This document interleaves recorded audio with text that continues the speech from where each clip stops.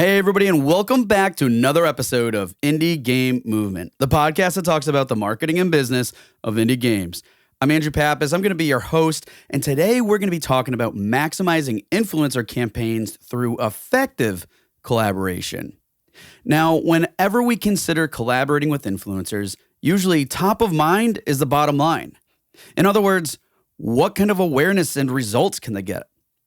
More often than not, though, this transactional way of thinking doesn't lead to collaborations that deliver the results we're looking for. So in today's episode, we explore exactly what makes effective collaboration, discussing everything from mindset, creative freedom, and how to avoid costly decisions while building mutually beneficial relationships that promote sustainability. So that's what we're going to be talking about right here today on Indie Game Movement.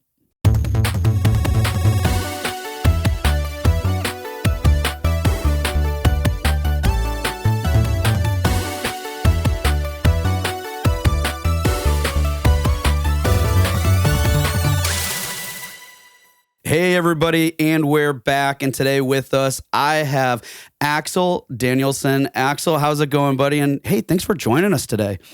Hey Andrew, super happy to be here. Awesome. Well, quick, folks, for those of you who don't know Axel, he's the Director of Creative Programs at WeHype. And, since you've been there too, you've previously been the Director of Commercial Operations and a lot of other roles throughout WeHype. So, I mean, you're really integrated with that company. And if you could you just give us a quick idea of what WeHype is and what you do for them? Sure. So WeHype is a company that specializes in creator collaborations. So as you said, my role now, I'm the Director of Creator Programs, and that's this sort of new venture for us. So for the past 6 years, we've been specializing in doing paid sponsorships on Twitch and YouTube with gaming creators. But we're now in this really cool shift where we're developing tech. So we're first and foremost a tech company, at the heart. But we've been operating for the past 6 years on a very I call it a black box solution. But let's say if you're a client, you give me money, I give you results. Yep. And I use a bunch of cool tech over here that you really can't touch. You gotta log in and you can track the campaign, but you're not really doing anything. We do all of it. Yeah. And we're now opening up our tech to clients so that they can use our tech to do cool stuff. Nice. We're still keeping, we're still doing campaigns. It's our bread and butter, but we've covered paid for the past 6 years, paid sponsorships. Yeah. And we're now opening up the tech to allow clients to use it to do rewarded and incentivized content as well. Nice. So kind of encompassing all facets of it, essentially. Yeah. So and it's something we're working on now. It's in early access. So part of my job, I'm responsible on the commercial side. So part of my job now is finding clients who want to join the early access version and also find clients that can help us almost break the product, right? Because we want to build the best thing in the world. So, there's this way of thinking when you're building product that, you can either build a car and then you start, you get 4 wheels that are completely useless. You put some axles on it. Yep. It's still useless. You put the body, you still can't use it. You put an engine, and then finally you have a car. So you go through a bunch of steps, but in each step until it's finished, it's useless. Or you build a skateboard, and then you build a kick bike, and then you build a bike. Right, yeah, you see where I'm going? Yeah. So, I like it. So we're working on that end. So it's super cool. We've onboarded a few clients already, and we're rolling it out now, kind of on the go. But it's super, super exciting, and it's really challenging because if you're operating on a black box type of way, you don't really have to build stuff that's nice and easy to use. I'm using quotation marks, but it puts a whole nother level of pressure when you're shifting from agency to product led.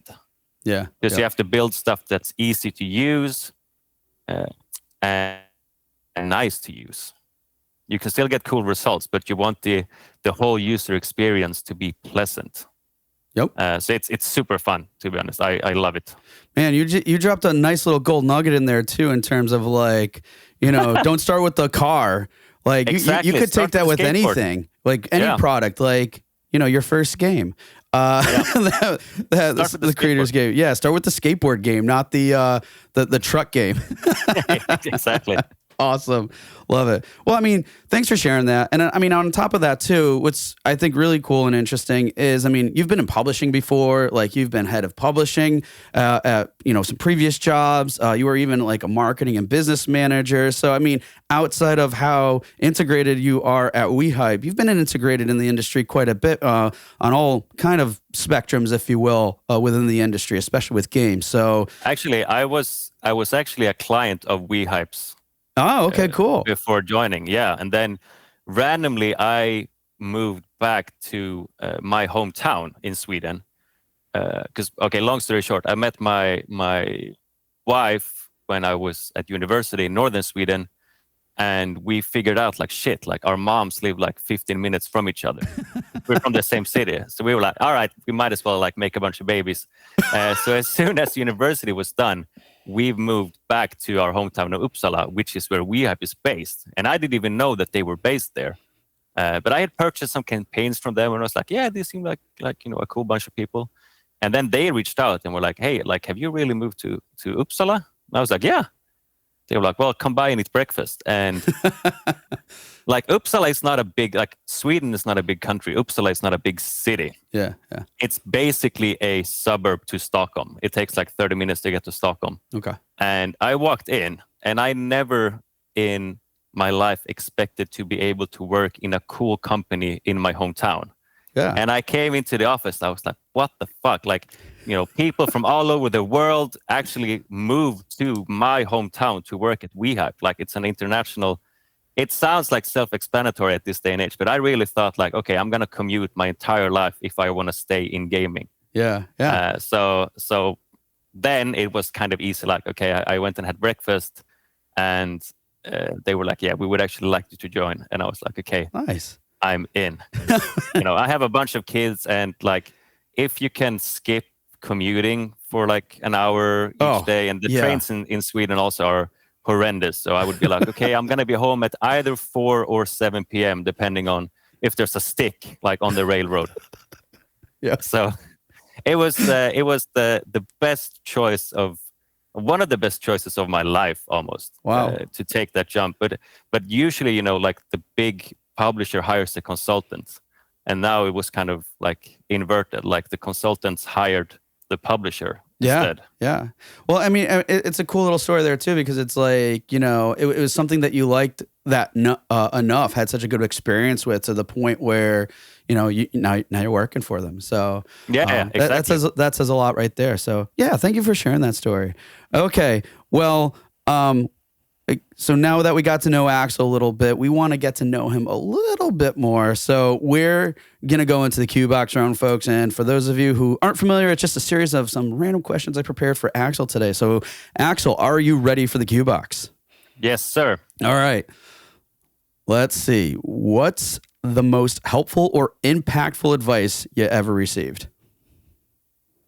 So that's a really good question. And I actually...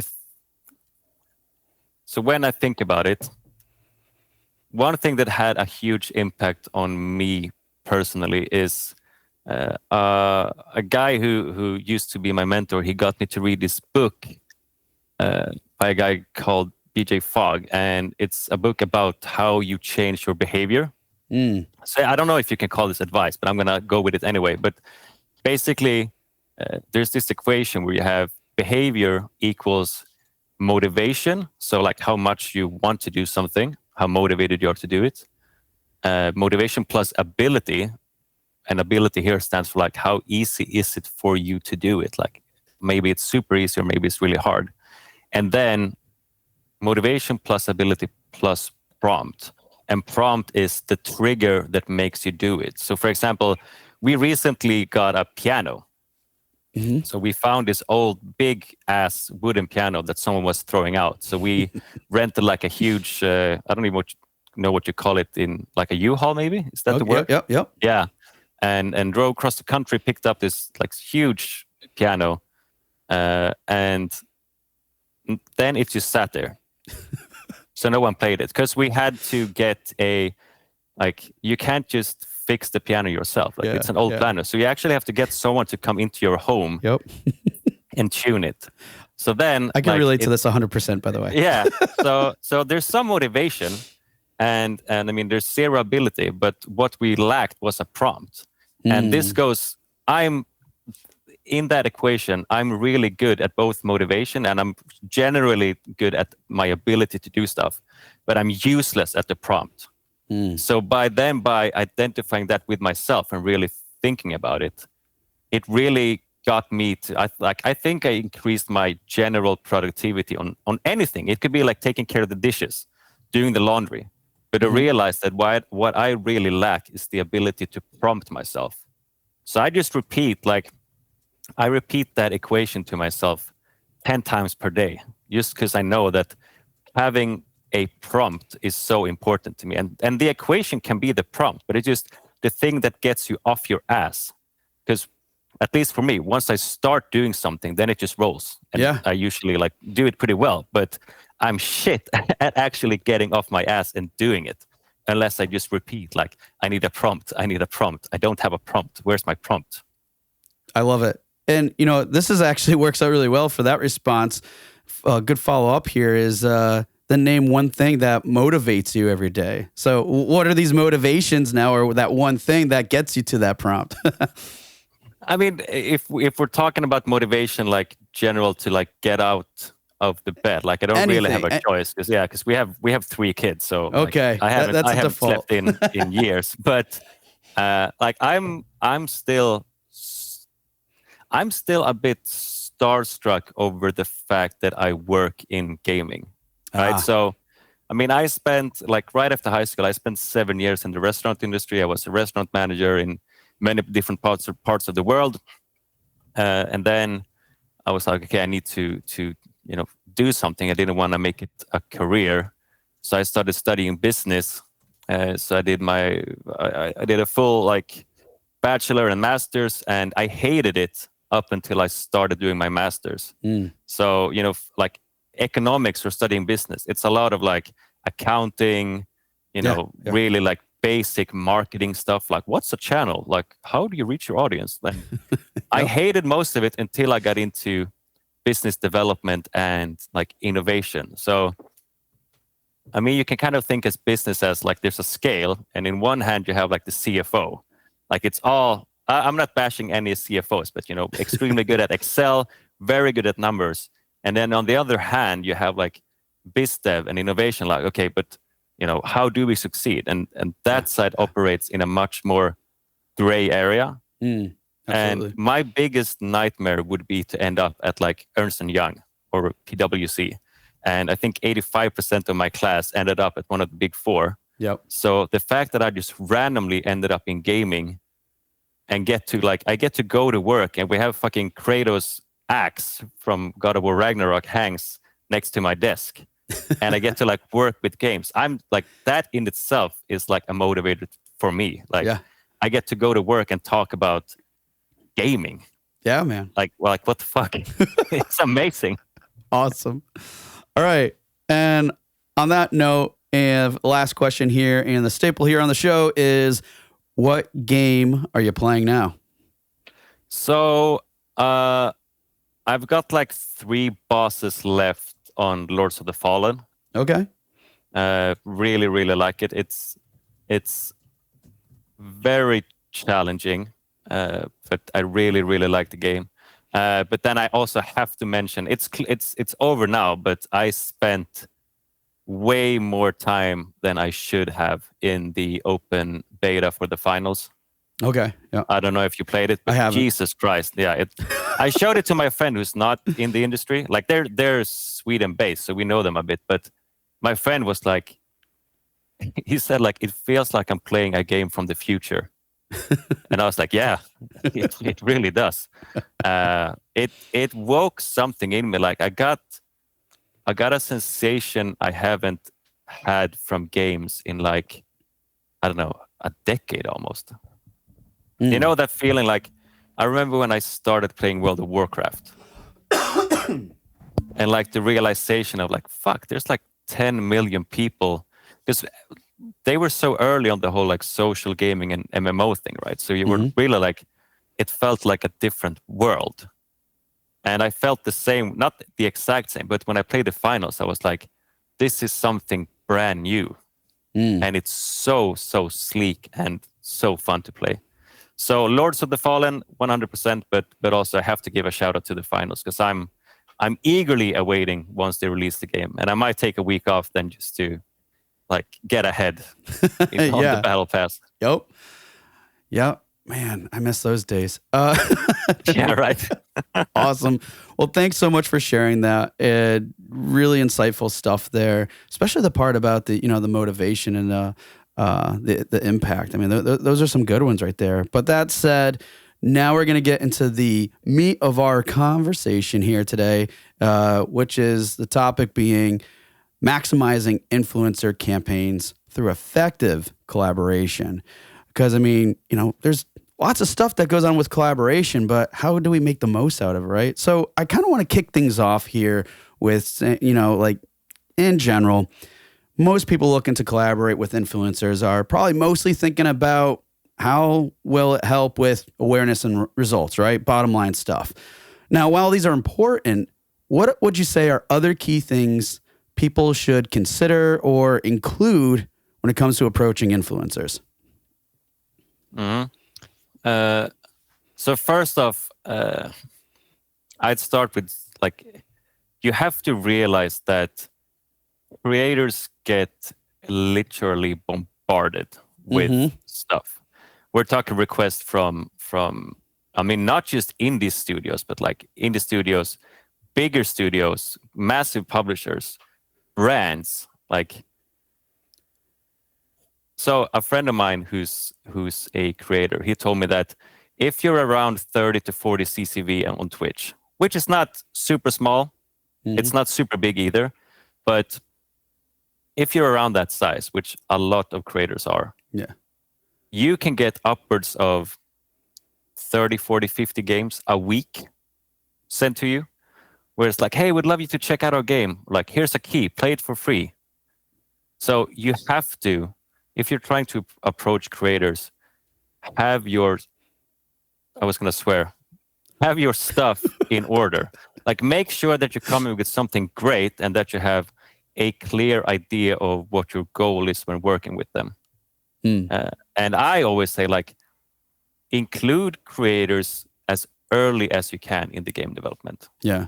So, I mean, one thing we do for clients, and I mean, mind you, of course, not everyone can afford it, but we have, so games that aren't even announced, we get creators to do play tests and give feedback to the brand on like, okay, not just is this fun, but also like, can I see myself creating content for this game? Right? Because you have to have that in mind. It's not like, okay, it's not like you have to do it, but content is, it's a ridiculous thing to say, but content is king. And the easier you make it to create content, there's a pretty good likelihood that the more content you will have. So include them early. And if you don't have big budgets, well, then take a smaller creator or smaller creators. And I mean, there's a balance between a game's IP strength versus the, let's say, value of the creator's audience. So if your game is super anticipated, you'll have a lot of creators play it because there's a genuine interest from their viewers to see the game. Right. Like, they want to see a content creator that they follow and that they watch for fun. They want to see this persona explore a title. Like, I mean, I don't know if you've seen the latest one trending. What's it called? Lethal Company. No. Super indie. I mean, it looks so much fun. It looks super budget. Like it's really not like a beautiful game, Yeah. but they nailed some core mechanics, and I don't think that they've spent a dime on marketing, but it's just the virality of it. Yeah. Everyone wants to see the creators that they follow play this game because it's so much fun. But if you don't have, let's say, a strong IP connected to your game, then you have to add value to the creator in other ways. And that can be, straight up payment, but it can also be like perks, giveaways, getting them in the game, like this. The sky is the limit, but it's kind of like, okay, we can't give you a big bag of money, but what can we do? And if you're a small studio or like you're working on a limited capacity, then it's all about building relations and finding ways that everyone gets, like there has to be some kind of shared value. No, you bring up some really good points here, and ending on that note too. Shared value, right, is like leading with that. Like, hey, yeah, of course, everybody wants results, right? But where's that shared value? How is it beneficial, mutually beneficial? And I think another key point, I mean, one you called out to is like, get them early, because sometimes it's like, oh, if I get them too early, then that could like throw off future campaigns. It's like, but it's a matter how you approach it. Playtest, great example. But this is the one that really called out to me. Asking yourself, I always find this process in general, ask yourself questions based off of what you're kind of looking answers for. Like really ask yourself, and this is like, can you see yourself create, like, can you see this creator actually creating content? Or asking yourself, like, can you see them creating this content, right? Yeah. And put yourself in their shoes, because if for whatever reason, so think about what is involved for creating this content. Is it engaging? Is it going to be fun for whatever, right? And then let's say, okay, fine, it is. But then what about like, do they have the right backgrounds or the thumbnails that they need to optimize their channel with and stuff? Yeah. Now, when you start asking these questions now, maybe it's a yes or a no. And if it's a no, you can start working through the process. So I love that you called out those things, because it really entails so much more to think about as you're leading into these collaborations, these having these people, help you out. But again, you got to have that shared value. So yeah, it's also like, I mean, there's always gonna be quote unquote bad games. Yeah, and there's bad games that have a ton of money and they just buy every creator, but you can really tell when a game missed the mark. Yeah. So a great example, I'm not going to name the publisher, but there was a big game that came out, let's say 2 months ago or something like that. And they bought a ton of creators. And for like 2 or 3 days, viewership was high on Twitch. But it was high on Twitch for the 2 hours that were sponsored.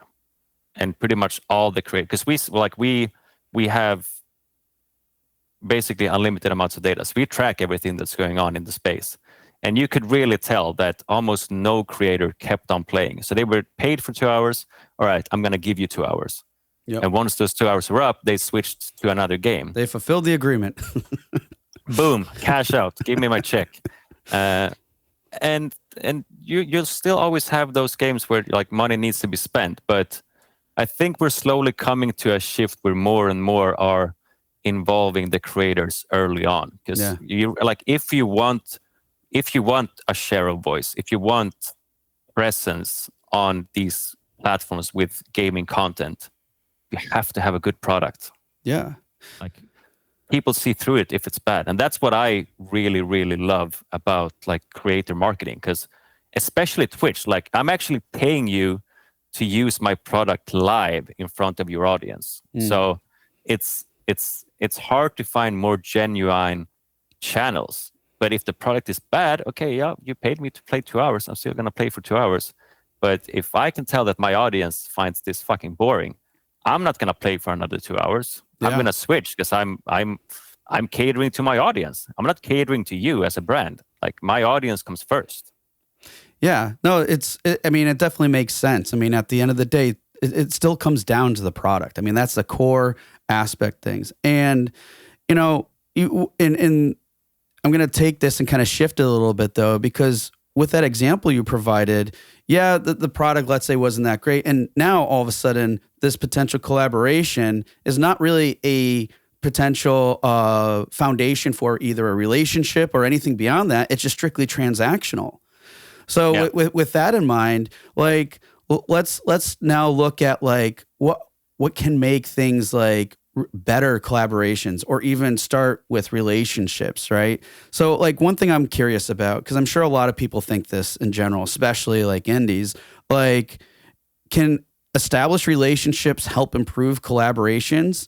Would you say that like previous relationships, are they always needed for effective collaboration? Mm. Okay, so if you already have an established relationship with creators, the chances of success on pretty much any collaboration with them is obviously going to be higher or better, because they already know, like, if they know your product and if you have like a good rep with them, they're more inclined to, I mean, because you can tell if someone likes something. Yeah. And then it might even be that, let's say that you brought them in early on and then they play a closed beta that they are doing content for. They could even say like, hey guys, I know some areas look rough, but this is a closed beta, like it's going to improve for sure.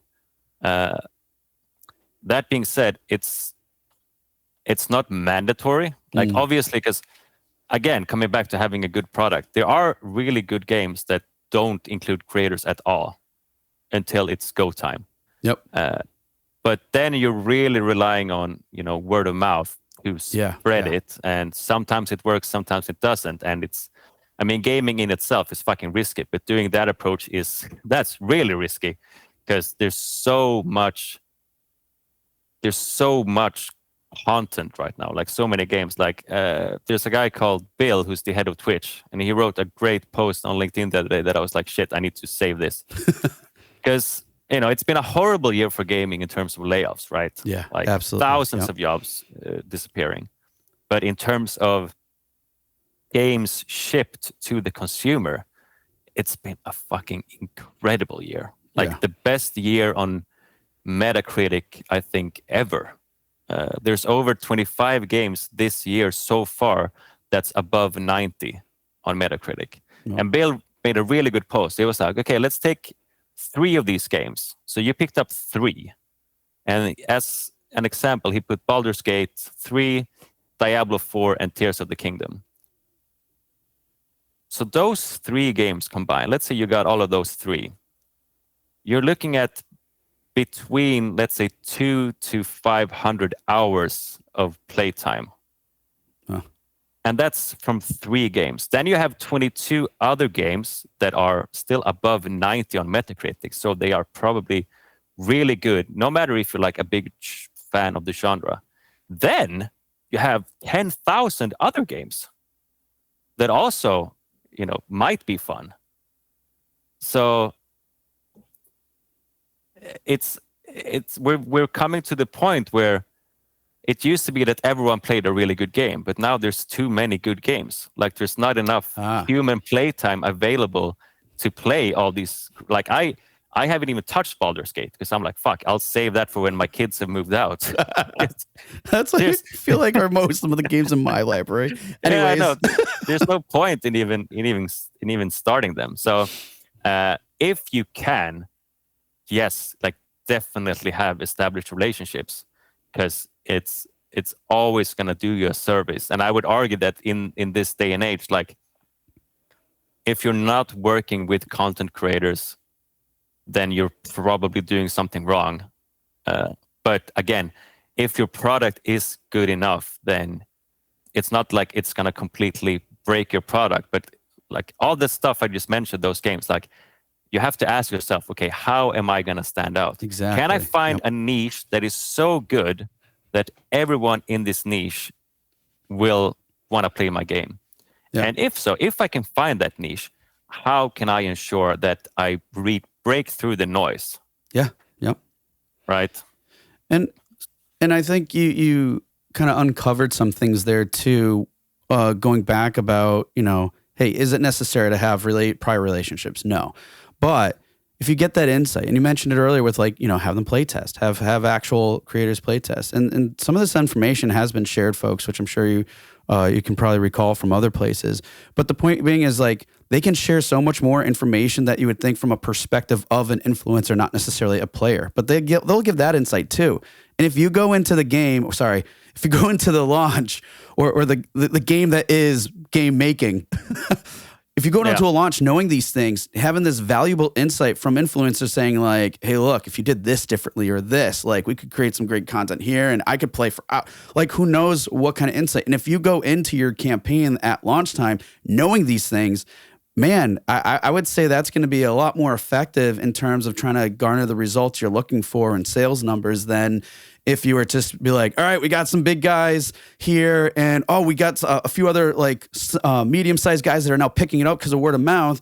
But it's like, but what if they're on doing this and within their community, they're like, oh, I wish they did this. Missed opportunity. Yeah, I know. And I think I said that before, but I think we're really entering a shift now that will include both players but also creators more and more early in the development cycle. Because again, like how do you stand out? It's a big $1 million question or absolutely $1 trillion question. So I'm curious, and this might be going into like bigger stuff than I would say, I don't know, most indies would even consider, but I want your thoughts on this because this is something that always interests me. Outside of a single standalone campaign, so like, we get some influencers going, whether we're coming up to release or after, whatever the case, right? But what ways can influencers be integrated into a broader marketing initiatives for games that are looking for, let's say, long-term collaborations? Because I don't think too many people are doing things like this. No, and I mean that's exactly what we're all about. I'm not going to plug my own company, but so there's so many more ways to work with creators, and you're saying like, hey, I'll give you money and you play my game, right? But you have to get that fair exchange of value. So it doesn't cut it to blast out 2,000 keys and hope that it gets picked up. Yeah, and then you have to ask yourself, okay, what can we offer? Like what value? Okay, we have a really unknown IP or a medium known IP, whatever. What can we offer to make this more enticing for creators? And so one of the things, for example, that we've built here at WeHype is we've developed an API that any game that has any sort of in-game monetization can jack into their own game. It takes like 2 hours worth of dev time, and then you obviously have to choose how you implement it. But a very easy way to get a support a creator system into your title. So then you can suddenly go to creators and say, hey, we love your stuff. We want to collaborate. We want to give you a slice of the action on everything. Like if you play our game and you enjoy it, we want you to be able to get a piece of the revenue. So any sales that you generate, people can put in your code and we'll give you X%. Yeah. So suddenly it's like, oh, wow. So, I mean, the dream case, of course, is I, as a creator, I find a game, I like it. The game approaches me and say, hey, man, we fucking love your content. We want to get you in on the action because we see you putting out all these great videos. So here's your creator code. Share that with your audience. If they want to, they can put that in, and if they buy anything, we'll cut you in on the action. Yeah. So now you're suddenly, it's not like a one-off thing. It's actually like an always-on, ongoing activation where, like, again, in the intended quotation mark scenario, it's like the game gets more content. The creator creates content for a game that he or she likes, and their audience can support them by buying stuff in the game that they want to play. So that's one of the ways you can do it. Then, of course, you can say, hey, we can't offer you money, but, we'll give you a bunch of keys that you can give out to your audience when you're playing the game. So, if they like it, you can do a giveaway on stream. Yeah. Like you have to think about these things like, oh, but I don't want to give away game keys. Okay, but like then someone else will do it. Yeah, because it's like the competition is so fierce. Yeah, and there's a lot of other ways to like do things too. It's just really about that shared value and continuing that. But you know what I want to call out to, regardless of what it is, whether you're giving away keys, whether it's giving away, I've heard people, give away like Nitro for Discord. I mean, there's so many different things, right?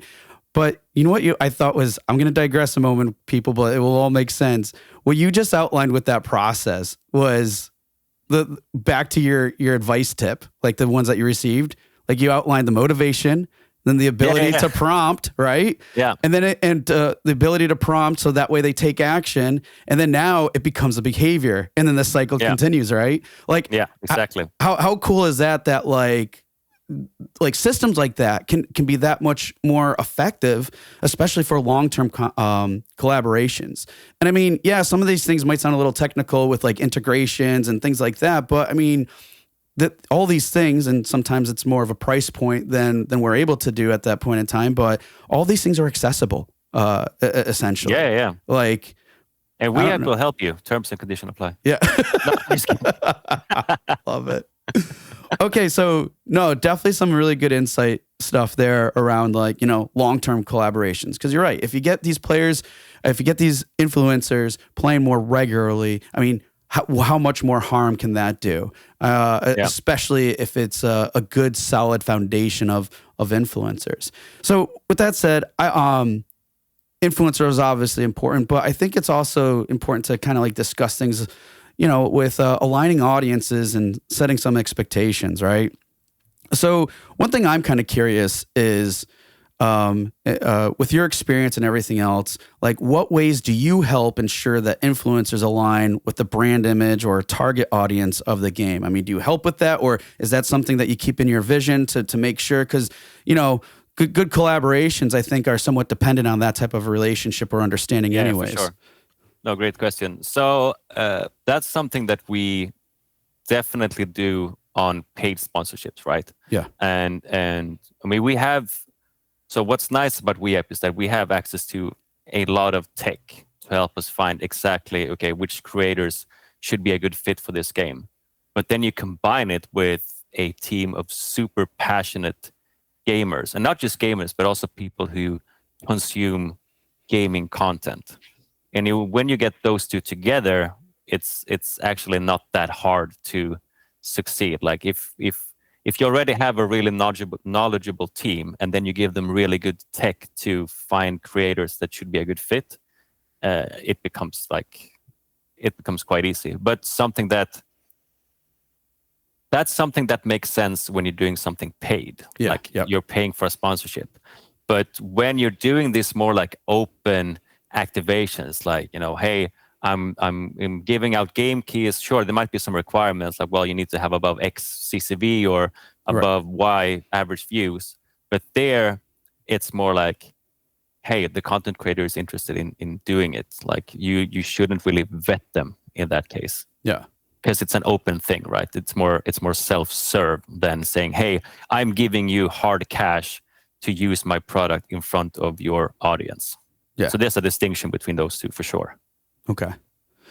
And then like on that note too, because again, like let's say even regardless if it's paid or not, right? So whether there's some type of an exchange of like gifts, whatever you want to call it, money, whatever the case may be, how about like the idea of like ensuring authenticity, right? Because it's like, not that this relates back to that example that you provided earlier, where it ended up just being kind of a transactional thing, but like how are ways that people can kind of ensure that authenticity from an influencer? And I'm sure it's part of their own interest to make sure that they're authentic, right? Because they owe it to their audience. But how is that ensured? And has there been any concern? And this is kind of a different overarching question. I know I'm throwing two questions at you, but any concern with like, let's say, influencer fatigue or audience skepticism? So there's cool. So let me unpack that. So to answer your first question, I mean, there's always going to be, so as a brand, like obviously you can have wishes, but if you're paying for something, I'm sponsoring a stream, yep. Then you would assume that, okay, the creator isn't going to talk shit about your game, even if they dislike it, they're going to power through. Yeah. But then you can, of course, somewhat dictate the terms, or it could be like, hey, we really want you to focus on this part of the game experience. We really want you to showcase this new game mode to your audience or whatever. And I mean, we've had horror stories where, like, we had this one huge brief of a game that we worked on, and it was a massive budget, and everything was pretty much ready to go. And then the CEO came in of this company that I'm not going to mention the name of, and completely ripped up the strategy and the execution, and was like, no, actually, like, we've prepared an 8-minute script that every creator needs to read while they're doing their piece. And we were like, okay, well, that's not going to work. Like, it 100% won't work, because people, like, that's the beauty. Like, people aren't dumb. Like, the viewers aren't dumb. They can tell when the person they're following isn't acting natural. Yeah, you're right. And or acting like, to script. Yeah, exactly. And I think that, so content creator marketing is still a bit of like a wild west, right? But it's maturing quite rapidly, and it's taking up. It's beautiful to see, because even just a few years ago, the let's say the influencer budget was way smaller than, let's say, the media buying budget. And those two, like, they're very much on a 50-50 level for many brands these days, because people are seeing the power of working with creators and, like, reaching audiences through that way. Then you're seeing, like, here's the game on the billboard. It used to be that the creator part of the marketing mix was way smaller than it is now. So that's really nice to see. But what we say is, like, give as much creative freedom, even if like, you have to swallow your pride and be like, okay, is it what's more important here, that that our game comes across exactly as we want it, or that the overall messaging is authentic, but we're actually pushing it through the lens of someone that we have no control over. And again, coming back, you can do that if you have a good product. Like, my favorite creator is a guy called Donkey.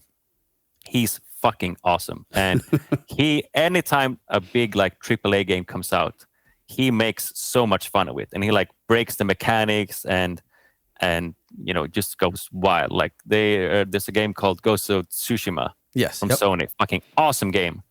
But he did a piece on it, and he showed, like, he completely, like, dumbfounded the enemy AI. So he had, like, 8 enemies around him, but he started going up and down a ladder.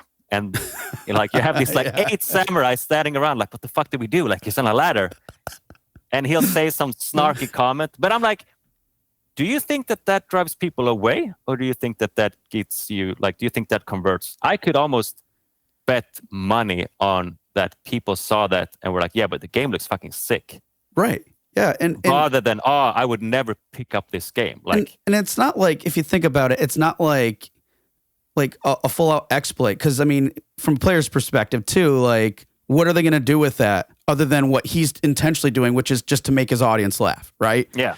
And exactly. and is now, like, if, let's say, Sony was aware of that, would changing it, with the fact that, I mean, yes, it could add an extra level of detail with realism, like, hey, if someone's going up a ladder and they're attacking you, they're probably going to attack you while you go up the ladder, right? But how much value is that going to really, like, the point being is it's minuscule. And just because it might be perceived as a potential negative, in the grand scheme of things, it probably, like you said, just boosted overall results. People didn't care. They had fun with it. And you're always going to find those types of issues that happen in games. You can't make everything perfect, So no, I agree with you. I think it's great. Yeah, especially big games. Like, fuck, like, they're so complex. Like, obviously, you'll get stuff like that. I mean, it kind of is what it is. So yeah, like, the way...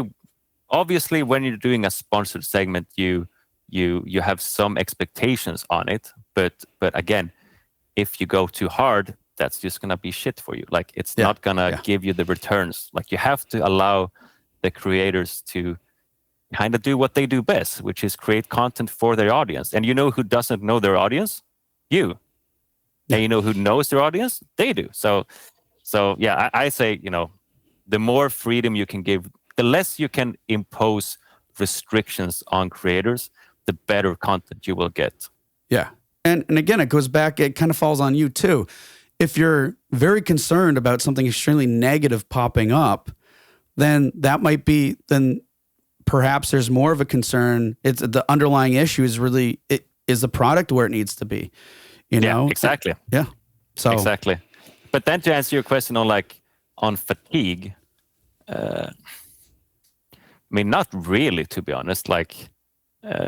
We're busy bees over here. Yeah. I was gonna say, if anything, like I said, I think it's growing, and it's growing rightfully so. Mind you, of course, spending is spending on creators is going up, but also, again, the way brands look at creators, and we're more and more coming to a point where these one-off campaigns are less prevalent, and we're more talking, okay, but how can we collaborate long term? Yeah. And I'm not saying that paid sponsorships are going to disappear and you'll give out keys and everything's going to be happy. Creators need money to put food on the table, but we're coming to a shift where creators are getting taken more seriously. Yeah. And even the boardroom sees that, okay, shit, creators bring a lot of value to us as a game publisher or a game or whatever. So I want to flip this a little bit, not necessarily on you or anything, because I was a little curious too about the potential fatigue. And I did some very, very quick, I'm talking about 5 minutes worth of research here, right? And it's very generalized, where there have been people saying about influencer, there has been cases of increase in influencer fatigue, but we're talking about across every industry. Right, yeah. Right? But I think though, from what I gleaned in that 5 minutes, a lot of that is more so coming from audiences getting a little bit more savvy, and probably there might be more scenarios of where these partnerships are making it so these interactions and such aren't authentic. So it's right. But so again, I think part of this too, fatigue is a potential thing, but it comes down to what does that partnership look like and what is the authenticity? Because why do these audiences keep coming back to these influencers? Because they love who they are, how they represent themselves, and what they do, right? And that's the beauty of it. But the second that like you were saying, when it becomes scripted, it's just gonna be crap. Yeah. No, and it's again, it's what I love about, especially with Twitch, because you're doing it live, so it has to be authentic. Yeah. Yep. And audiences know, they know from the get-go, this was a shitty mix. Why would this creator? Okay, they probably gave him a fuck ton of money, and that's why they're playing it. Yeah. But you have to have a good product, and you have to have a good fit. You have to find a creator that not just you want the creator to enjoy the title, but you also want the creator's audience to enjoy the title. Yeah. Right. So you kind of need both. Unless you're super if the creator really, really loves the product and they get so hyped that they get the the chat going as well. But in the best world, you find a creator who likes the product and has an audience who also vibes with what they're showing. And I think that you outline a key missing component that we don't necessarily always lead with, because I know from in my head, I'll be telling people, hey, put yourself in their shoes, in the influencers, in the creators' shoes. But then that you got to go, like you just called out to, a step further. But what is their audience, right? Yeah. And it's kind of nebulous. You might not necessarily know that, but there's plenty of information, and it'll take time, but where you can start figuring that. Or think of it this way, if you approach an influencer, right, and you're talking about them, but what's most important to them? What puts food on the table for them? Their audience. If you start asking them about their audience and really kind of like questions, especially if you can get this conversation going, how do you think that's going to make that influencer feel? How does that look long term for a potential exactly relationship and collaboration? Right. So exactly, like it's creators are rightfully so getting more value attached to them, and like I said before, it doesn't have to be monetary, but there has to be or like at least that's what we're striving to reach. Like there's a fair exchange of value between the creator and the IP. And they're always like they're never gonna be 50-50 from the get-go. Right. Like it's either or, but the weaker your IP, the better perks you have to include. Yep. Get that good balance going, whatever it may be. Exactly. Well, we're coming on time here today, Axel. But before we close, what are, like, based off of our discussion, what are some tips, suggestions that you have to give to our listeners today? So, I mean, this pod is also centered around indies. So I'm gonna, phrase my answers more around that space. Awesome, thank you. Okay, yeah. So I've said it like 100 times. I'm gonna say it again. Make sure your product truly stands out.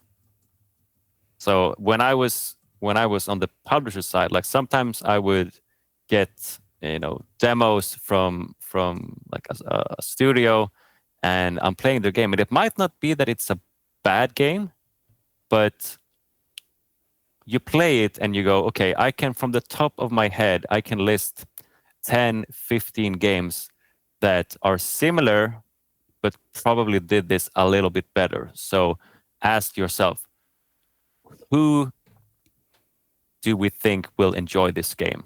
And why should people, especially in like this day and age with like inflation and everything, like what's going to make someone spend their hard-earned cash on my game?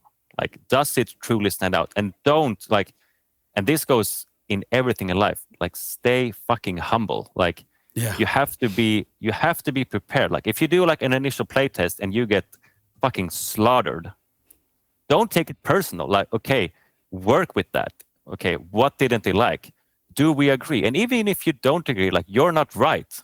I'm sorry to say it, but like in the end, like people vote with their wallets, right? Yeah. It's like if you're trying to make games as a sustainable business, you can't always make the game that you want to play. So I would say that's the first thing, like continuously get feedback from both players and creators. And if you're working on a limited budget, okay, well then approach smaller creators. And again, think about the perks.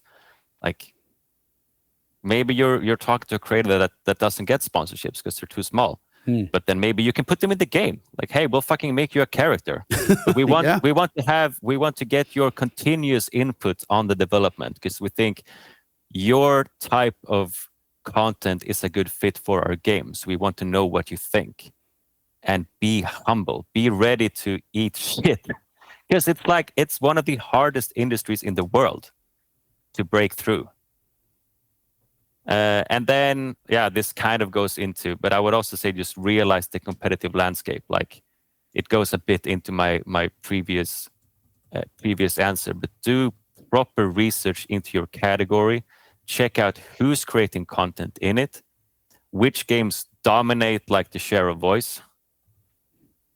And so, I mean, so we usually don't take budgets under a certain number just because our workload can't handle it. Like it doesn't make sense for us to go below. But I've had indie studios approach me like, yeah, we would like to buy an influencer campaign, and then they have, let's say, $5,000. I say, don't even spend that. Like, don't go to an agency and spend that cash. Spend it yourself, and don't spend it all on creators. If you can, get more resources into your community team. And go through that way, go through the organic way, because spending that amount of money isn't going to get you anywhere. And sometimes I feel like these companies that take those small like indie budgets and take out a margin on that as well, it's like you're not getting left. Like, do you think it's going to make a difference if 3 fairly small creators play your game for 2 hours? Like, you're better off getting someone to spend a shit ton of time networking, building relationships. Because again, what's the value of your IP? Like, is it a fair exchange if the creator plays your game? Yeah. Probably not. You need to somehow sweeten the deal. And if you don't have cash, be creative. It's sort of things you can do. Because most people in the gaming industry are nice people. That goes for both creators as well as devs. Like, it's one of the things I still can't really understand. It's like, people are so nice in this industry. Yeah. Yep. Like, people, like, you'll see someone on LinkedIn, like, fuck, that's a scary resume. And then you meet them and they're so nice. Like, I've yet to be in a really shitty meeting where people were like pouting and not open and nice. And maybe like, maybe that's 1 in a million, but I really think that our industry stands out, that in the end, like, most people here are good people. Yeah. And I totally feel that way too. I compare it to like the film industry, which stark contrast, right? Shit. Yeah. But no, those are some just really good ones. I mean, just so much there though. Like, I know you kind of headlined with 3, but man, it was packed with so much in there. So all good stuff, and can't thank you enough for sharing those. So now that we're closing, man, what are ways that people can reach out? What are ways we can find out more about We Hype? How can we connect with you, Axel? Or what are some links? So you can always head to, obviously, wehype.com, which is our main website. You can reach me on Axel at WeHype. And I'm actually not on any social media except for LinkedIn. Okay. I'm like, to be honest, my LinkedIn is super shitty. If there's one thing I really don't do, is it's building my personal brand. It's not my cup of tea, but I have a LinkedIn. You can always reach me there. Awesome. I'm pretty good at answering inbounds and connections, but don't go there and expect me to enrich your life with good quotes. Because it's just not my thing. Maybe it will be someday, but yeah, my LinkedIn sucks, to be honest. No worries. Well, hey, thank you for those links and where to connect with you. And honestly, Axel, can't thank you enough for sharing your insights on how we can be a little bit more effective with our collaboration and influencers. So thanks so much for being on the show today. Yeah, super fun. Super happy to share. Hey everyone, thank you for listening to another episode of Indie Game Movement. I'm Andrew Pappas, your host, and the show's producer is Mustafa Price. Show notes for this episode can be found by visiting rengenmarketing.com, the number episode of the show. Rengen Marketing is a consulting marketing company that helps indie devs with their marketing efforts. Whether you need guidance with your game's marketing strategy or could use a free marketing plan template, then please visit www.rengenmarketing.com and take action. A special thanks to Dakota Saw for Season 2's opening theme and Melissa Gellis for the new logo design. And as always, thanks for being such great listeners, and we'll see you next time on Indie Game Movement.